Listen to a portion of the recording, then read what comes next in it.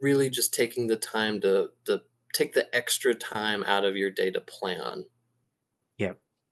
That's Yeah. that has benefited me among multiple areas. Planning out your personal life, maybe your weekend, or planning out the project that you're building. I love that part, as far as building mind maps, or Yeah. how a project from start to finish, in the meeting, planning it out with the end user.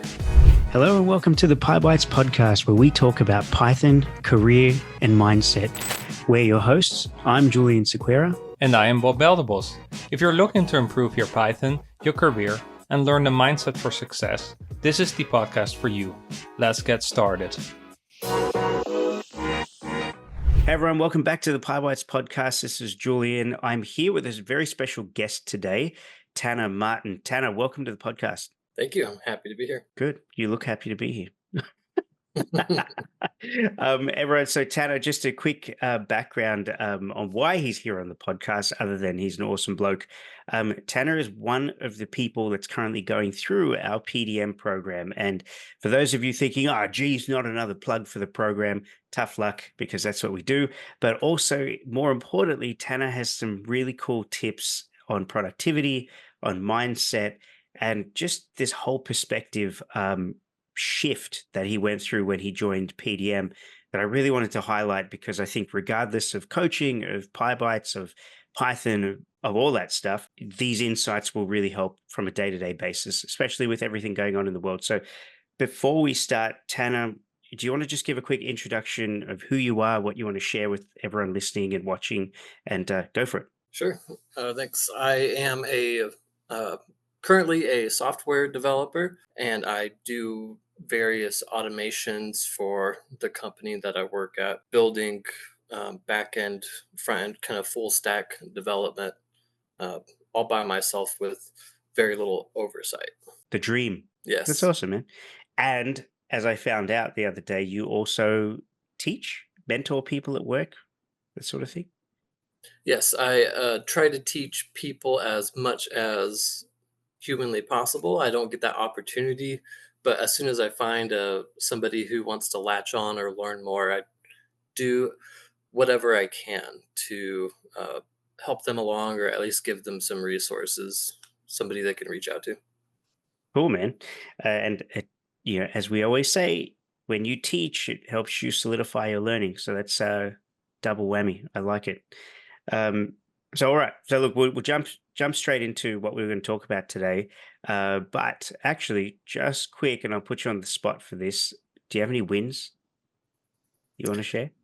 Yes, the wins this week were learning how to deploy a infrastructure as code Ooh, application with Pulumi on Amazon Web. cool, man. Yeah. That's cool. Very nice. Okay, so rather than dive into that, which I'm sure there are people who are interested, you should write about it on LinkedIn if it's not confidential, or something like that, or write a post in our community about it. And then that way people listening to this will join the community. Do it. You need to join. Yeah, I'd love to hear more about it, but not right now. Okay, we got a point. We got to talk about this productivity Exactly. stuff. It's more important. My quick win, which I'll share very, very quickly, is that we've been beta testing our new coding platform. So for everyone who's listening in the community, whatever, you might have heard and seen that we are launching our new coding platform, a replacement for our existing codechallenge.es platform. And that's coming very soon. And Bob and I have been beta testing that this week. And I've been writing a whole test suite, not PyTest, but actual checklist tests for beta testers to go through. So that's my win, that is coming very soon. I reckon give it another week. At this point, things are going really well. So I'm excited. And you're going to be involved with that, Tanner. You don't have a choice. So I'm excited. I already kind of messing with it. So yeah. Yeah. Well, now I want the data of the checklist. So get ready for that. Okay. So let's dive in. Productivity wise, why don't we start with where you were with your mindset and productivity when you first came to PDM, and then you talk us through the changes that happened. Go for it. I'm going to stop talking now. Where I was at the moment was not tracking anything. I thought I had everything sort of under control, everything in my head, as far as what I was working on, what I needed to do. Um, you run into issues along the way that I learned through a productivity course that you assigned to me, that you and Julian did, or you and Bob did. Hmm. And how do you know the goals that you're how do you know that you're reaching your goals? How do you know that you're taking steps to reach your goals? And I was having issues keeping track of everything in my head and knowing what I was supposed to be working on next, even though I thought I knew. But when you get that on pen and paper or in a spreadsheet, or you formulate some way of tracking that information, you can knock way more out in a day than Yeah. just not keeping track of any of it. So what was the just listening to that? So as everyone knows on the podcast, this is very casual and non-scripted, right? So based on what you were saying, what was the catalyst to make you realize that? Because prior to joining us and stuff, if you said you just ran casually and thought you had a hold of everything in your head, what made you realize that you know that wasn't the case? I found myself lost. I found myself, okay, I've been doing this for so long. Where is this taking me? Where do I stand amongst other developers? I hadn't been working with any other developers, so I just had no idea where I was, in my career or in my skill set, or I didn't have. I just noticed that I wasn't working in a optimal trajectory. Hmm. That's it's a nice call out from that. It's like the value of finding community and networking in whatever your space is, right? Because there are plenty of people who listen to this that aren't developers and don't have any intention of being developers. So doesn't I think it kind of highlights that it doesn't matter what your career path is, whatever your role is or your interest, if you do it in a silo, you kind of don't see the gaps. It takes working with people in that same field, and that's why it's so important to network and connect with people doing the same thing as you, so you can kind of see, "Oh, okay, wait, I am missing this, or there is a gap there." So that's really cool. And so when you did the productivity course, you learned a bunch of what tips that highlighted where these gaps were. Yeah, I got to break it down from a 3-year perspective of where I want to be to a 1-year perspective to a 6-month perspective, and all the way down. You could break it down as much as you want to, but now, Sundays or Mondays, I'll look at my next week. I kind of have a schedule out. I have a very busy schedule right now, so it's more important than ever that I get done everything that I need to get done. So now I can go in there and I put aside, 30 minutes exactly here, an hour here to work on a particular item. So I have complete uninterrupted time. I'll turn my phone off, or Mm, I'll not answer it no matter what. That phone's not yeah. getting answered, and I can Yep. actually accomplish everything that I mean to accomplish.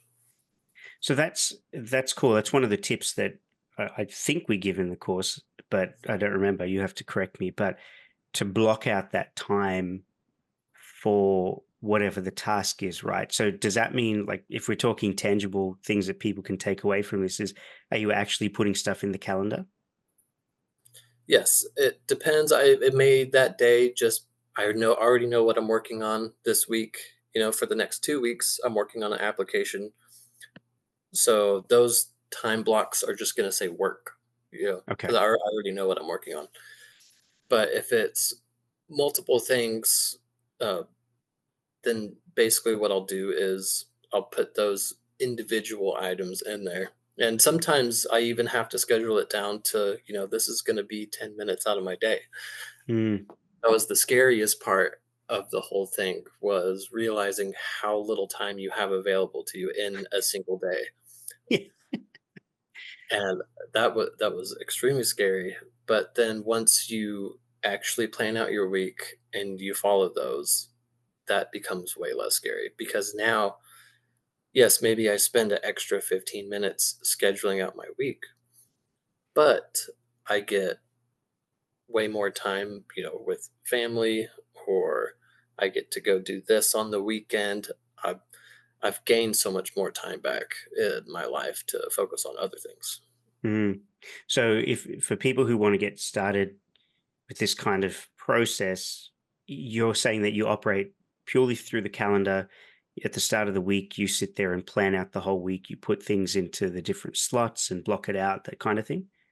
Yep. Okay. So, even the personal stuff. Yep. Even personal stuff, those are generally just an open time slot, Okay. Right. a specific go do this, go do that. But What would you say to people, and this is just stuff that's coming to mind as I'm listening to you, right? What would you say to people who, with work and everything, especially in a corporate environment, you get meetings just thrown at you all the time? How would you manage that, or how do you manage that? I don't have to manage that. I don't have experience with many Lucky guy. meetings. I know it. I work all by myself, right? I do all of this. So if I need to, if somebody wants a new application, I get to schedule that meeting. Or, but really, when now what I run into is being able to say no to somebody when they want something. I didn't have that skill in the past, so sure, I'll not give a proper timeline, none of that, not go over the product with them. I just figure out the solution and go for it. That's a really valuable positive consequence of this, is that by having everything scheduled in advance, you can look at your calendar, and if someone says, I need you in a meeting at 10 o'clock on Thursday, you can just safely say no. Or from a personal perspective, I think, I don't know what book it was, but something I read somewhere called people, which people are your time thieves, like time vampires. They always just consume so much of your time. um, you can safely say to them, "No, no, no, I'm fully booked. I got stuff all day on Tuesday, so the earliest you can get me is Friday," or something like that, between 1 and 3. So I think that's really cool.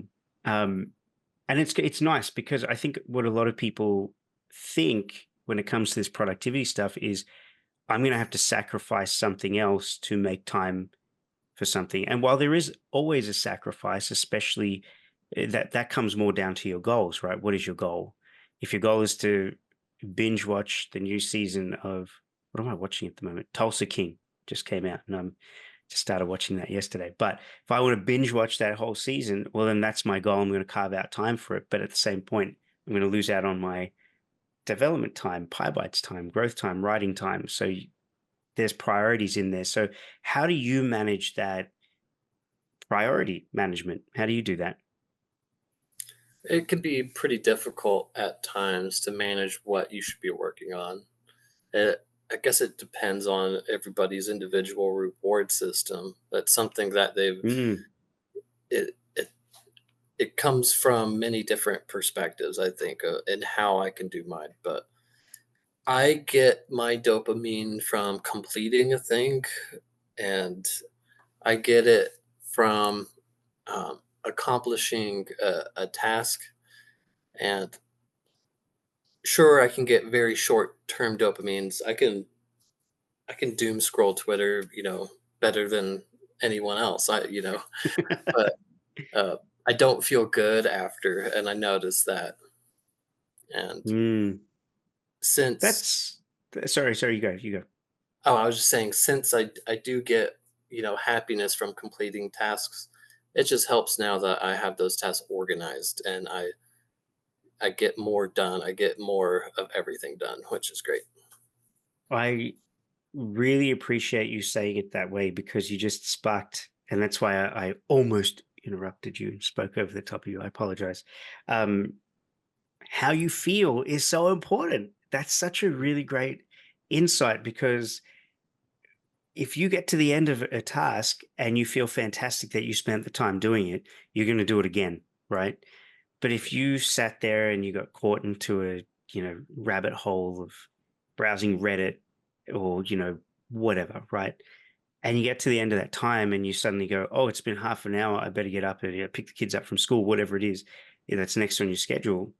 But you feel like you wasted that time, or that you feel crap about it, or you just don't feel good that you spent that time on that, then that's a nice, well, it takes that self reflection, that self awareness to be able to register that, right? And pay attention to that. So that's another point for everyone, is pay attention to how you feel as you go through your day and you do things. Certain things will fill your bucket, certain things will drain you. And what are those things? What do you want to do more of? What do you want to do less of? And let that drive that sort of habit as well. So I think that's a really good point that you brought up. Appreciate you sharing that. So the next step of this that I wanted to poke you on is habits. Has that played a part in this productivity kind of piece? Really just the habit for me of planning my day or my week out. I don't have option as far as what comes to what habits I'm doing, really, because I'm just go, go, go. I'm just my Mm, schedule's really busy, and really just taking the time to take the extra time out of your day to plan. yeah, yeah. That has benefited me among multiple areas. Planning out your personal life, your maybe your weekend, or planning out the project that you're building. I love that part, as far as building mind maps, or Yeah.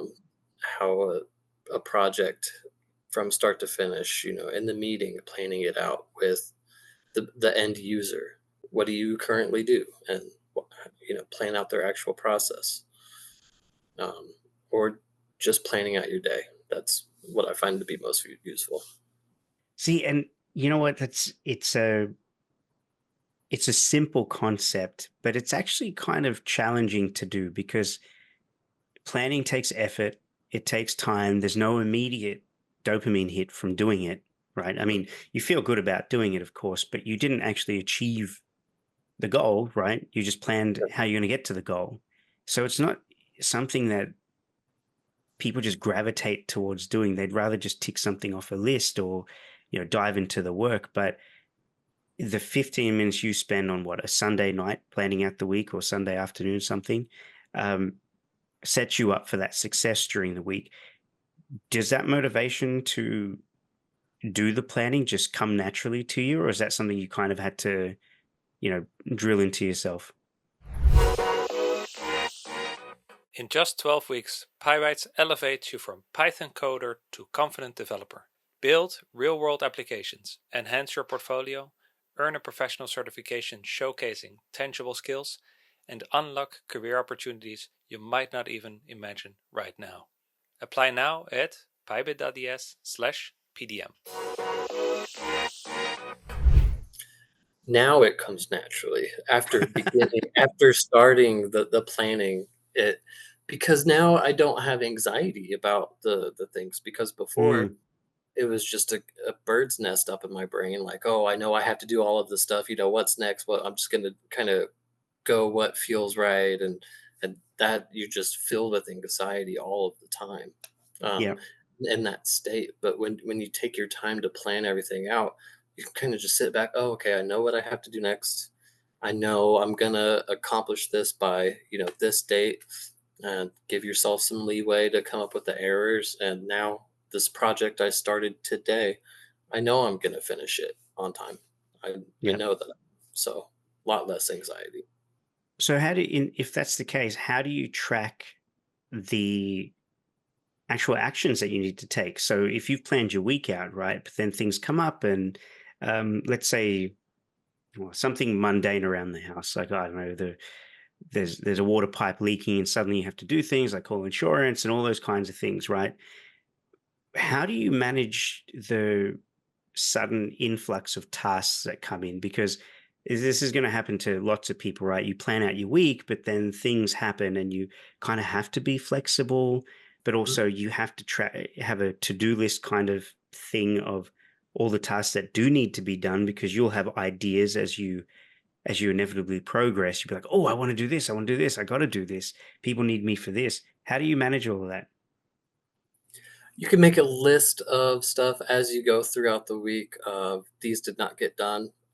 Me, when have I have specific blocks in my day where I'm not allowed to be distracted, but that doesn't always work, right? Yeah. Especially it seems to happen to those particular times where all of a sudden I'm getting hit up on Teams or I'm getting phone calls and then emails and then, oh, this is Yep. down, go fix this.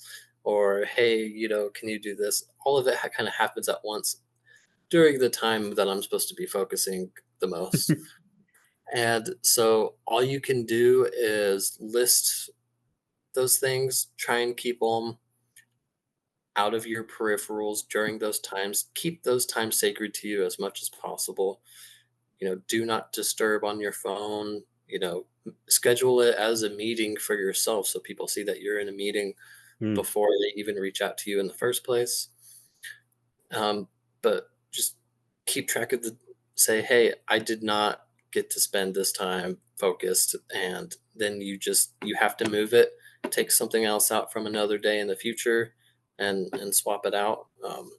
I'm not Yeah. sure what the proper way to do that is, but that's what I would do. Is the next day, oh, I'm taking 20 minutes from that day. I'm adding, now I have an hour of no interruptions That's instead of cool. minutes. Okay, so yeah, there is that flexibility in there to just replace substitute things as priorities change, right? So I like that, and I think that's a key part, because things will come up with family, with kids, especially with kids, and suddenly, oh, kid, this one's sick at home, so I can't just do this deep work that I wanted. So I think one of the key points here for everyone is you have to be disciplined enough to track what it is that you're doing. You have to know what it is you need to do, what it is you want to do, and then be disciplined to actually track it. Are you actually getting it done? And if not, what are those little pieces? Because, as we always say, break things down into little achievable chunks.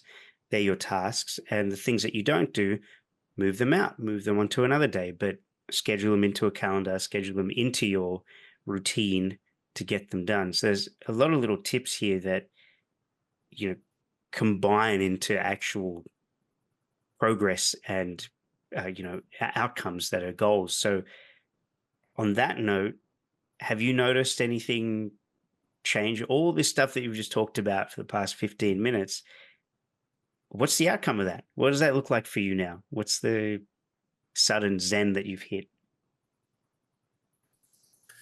I get I get to live my days with less anxiety. That's good. Um, That's a that's positive. my favorite out of everything is I don't have this constant voice in the back of my head like, "Oh, I know that I'm not supposed to be at work right now, and I'm at home on the couch." But Mm, I could just open my laptop and go ahead and make sure that I catch up with some stuff. You find yourself not doing all of those extra bits at the beginning or at the end of the day that you should be spending time doing something else besides work because work shouldn't run your entire life. so that's the greatest thing. That's the that's one of the biggest changes. What about so that's anxiety, and that's huge win. I really appreciate that one. Um, has it enabled you, and I don't want to lead you with this kind of question, but has it enabled you to do other things, to, I don't know, is there, as you said, you've sort of found more time in your day, you're disciplined to have more time in your day for other stuff. So what are some of the consequences that of being more efficient like this? You get to maybe focus on some other um, maybe some other companies or some opportunities to spend your time on open source projects. You can help other people. Um, I like to hopefully work towards being able to skateboard more, but especially before winter comes. I like to schedule out, an hour a day shortly to skateboard, at least maybe 3 days out of the week before winter really hits. Cool, man. I actually didn't know you skateboarded. That's awesome. Um, yeah, very cool. I like it because, these days, especially, and I sound like a broken record, but these days with screens and with devices and always on, and people can access you at all hours of the day, you can really feel like there's not enough hours in the day to get stuff done, So this is really, I think this gives me hope for a lot of people that I know. It kind of highlights some gaps in my schedule because the other thing about all of this is that it's about keeping it up because it's insidious. Things creep back in very slowly, and then next thing you know, oh, I'm not reading in the mornings anymore. That time I made for myself, it's not happening anymore. So it is about being disciplined and keeping on top of it. So I really appreciate this. This is a really cool insight. So if we're to talk about PDM, this has enabled you to put time aside to actually focus on coding, actually be building in the program. Just quickly, because we're running out of time with your time in PDM. What are you building, man? Tell everyone, what are you actually building? We are I am, I guess, building. It's so hard not to involve my coach Robin, who's just awesome. Yep. But we are building a dynamic I'm building a dynamic database generator. So something that I've noticed in Mm, different workplaces is there's all these spreadsheets everywhere that they build just out of necessity, but a lot of them have the same information and talk to each other. So just uploading a spreadsheet and have it build a base database for you. And you yep. can then have object relational mapping towards information back and forth from the spreadsheets that other people have uploaded. So then if you have a similar Cool. item, let's say like this project, you pull up that project, maybe ID that appears in all of these other spreadsheets. Oh, and then you can select maybe all of these accounting issues or billing opportunities for that. That's And super cool. yeah, just mapping all of this information automatically together is the goal with a lot of customization that hopefully a person will use. Yeah, yeah. No, that's awesome, man. And thank you for the shout out to Robin, who's one of our crack ace coaches, who I know you two are just smashing it together. So thank you, Robin, as well for all your support with Tanner. It's just awesome seeing that back and forth because I get notifications for every single GitHub update, which is my mistake. You should unsubscribe. That's why you should unsubscribe. And of course, my mistake is that those are funneled straight to my to-do list app. So I have 200 tasks for today that I haven't gone through all the GitHub updates. Anyway, so I think that's an incredible project. You should, once you have the bit working and you're comfortable doing it, you should totally, do a recording of how it works and show people. I think Oh yeah, those sorts of things are super inspiring, man. Very, very cool. All right. definitely. So if let's wrap this up, couple of quick fire tips for people with this productivity thing. Just go one liners. What do you got? If you rattle them off. You need to plan out your week. It doesn't have to be accurate. Plan out your week. As you go through your week, fill it out. What did you actually do versus what you plan to do? Keep adjusting your schedule. It may take a month, Mhm. but plan everything out. Take the extra time to plan stuff out. Okay. That's your number one tip. Give me one more. Got to give me another one.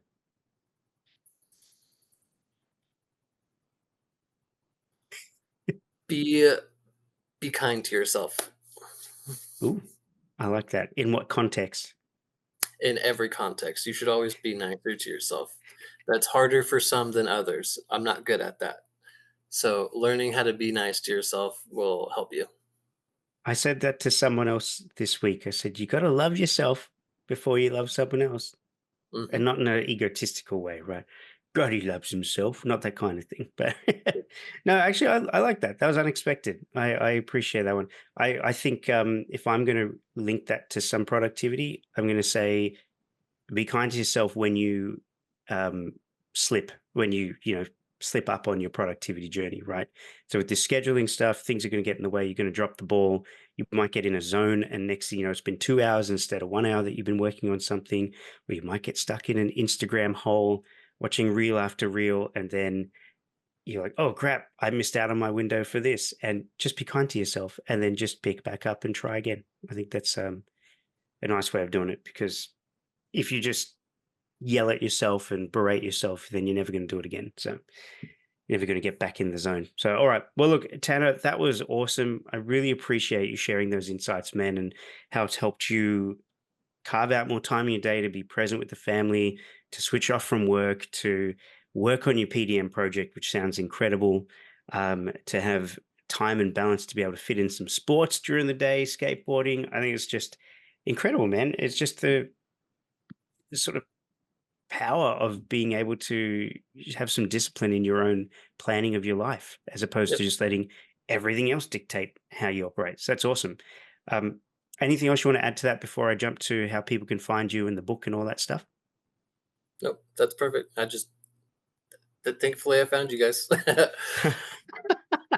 Hey, you're welcome, buddy. You're welcome. No, I'm glad you're here. And there's more exciting stuff with you coming, so which we might have to talk about another time, which we'll talk about later. That's just a little hint for everyone watching. Don't worry about that. Okay, so what are you reading? Right now I am almost finished, but I am reading Extreme Ownership. It's Ooh, by Jocko that's Willink, cool. ex Navy SEAL. I don't know if you're ever an ex Navy SEAL, but he Yep. just talks about leading teams and different squads, the types of personalities that one comes into contact with, and having to navigate those. As far as maybe people with shy personalities leading a SEAL team, or how does that work? How does a guy with a quiet voice lead a SEAL team Mm, during a battle, or what are some of the adversities? Just an interesting book from a person with a different perspective than I have. yeah, that's cool, man. I like it.